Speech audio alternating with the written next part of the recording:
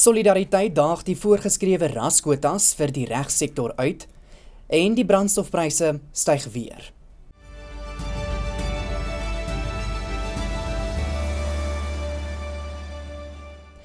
Goeiemiddag, dit is tyd vir Pretoria FM se visuele nuusbulletin in Afrikaans. Ek is Walter Ernst. Solidariteit daag die voorgeskrewe raskwotas vir die regssektor van vandag af in die Hooggeregshof in Pretoria uit. Die sektorkodes in die regsberoep sal volgens Solidariteit rigiede voorskrifte vir die regsberoep. Volgens die netwerkorganiseerder van Solidariteit se regsnetwerk, Emil Glas, verteenwoordig hierdie regulasies 'n gevaarlike vorm van 'n rasinsypeling in die regsberoep, waar ras toenemend as deurslaggewende maatstaf bo meriete en gelyke behandeling gestel word. Solidariteit se regsnetwerk staan die swart ekonomiese bemagtigingssektorkodes vandag teen in die hof. Hierdie sektorkodes het 'n drakoniese impak op die regsprofessie en daarom staan ons hierdie aansoeke teen. Ons sê wel dat hierdie sektorkodes het 'n belang waar 50% eienaarskap en 50% bestuur van regsfirmas in gedrang is. Solidariteit se regsnetwerk is ook baie bekommerd oor die impak wat dit op die aanstelling van regslei en advokate kan hê. Hierdie aanstellings skenk ook die reg van 'n individu se grondwetlike reg om sy vryheid van keuse van regsverteenwoordiging te hê. Solidariteit se regsnetwerk is daarom hier vandag om die regsprofessie te beskerm.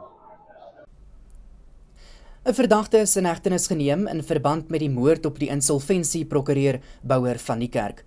Volgens 'n polisiewoordvoerder, kaptein Tenswalo Sibeko, is die man laat verlede week vasgetrek. Van die Kerk is in September verlede jaar in sy kantoor in Saxon World in Johannesburg deur 2 aanvallers doodgeskiet, wat hulle as kliënte voorgedoen het, terwyl medepligtiges buite gewag het. Hy was ten tye van sy dood deel van die span wat die NTSC Global Trade Fund se sakereddingsproses behartig het. Daar is beweer dat 'n sakekenner, Kirk Knoop, van die Kerk gedreig het om te bedank weens sy betrokkenheid by die ondersoek. Die beweerde kripto-piramideskema het beleggers glo van meer as R400 miljoen beroof. Die Wêreldgesondheidsorganisasie het bevestig dat die hantavirus nog nie 'n beduidende risiko vir die breër publiek inhou nie. Dit nadat die 4de persoon aan die virus dood is. Die pasiënt het intensiewe sorg in Johannesburg ontvang na die asemhalingssiekte op 'n passasiersskip uitgebreek het.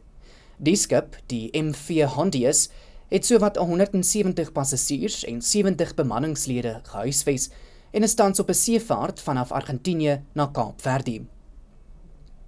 Die Departement van Minerale en Petroleumbronne het bevestig dat brandstofpryse môre om middernag skerp sal styg, ondanks die besluit om die verlaging van die brandstofheffing met nog 'n maand te verleng.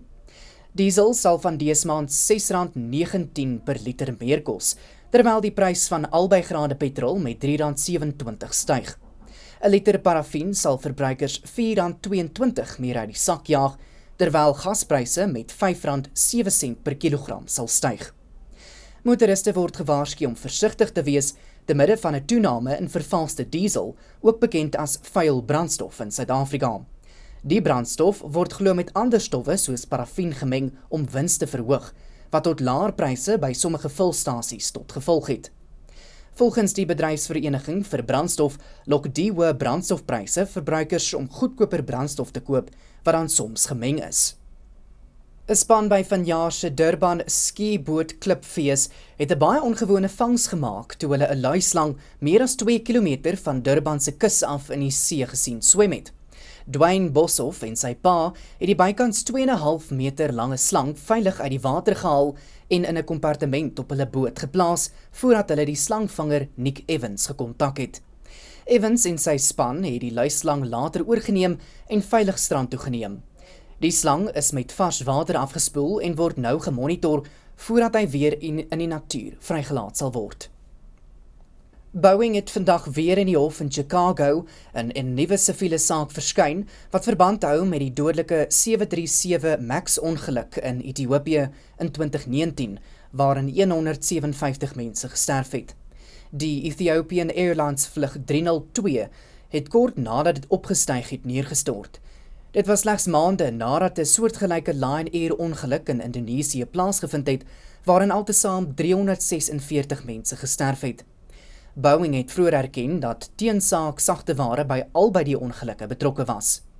Die 737 MAX-krisis het tot wêreldwye ondersoeke, kongresverhore en bestuursveranderinge by Boeing gelei, met die maatskappy wat daarna jare se finansiële verliese gelei het.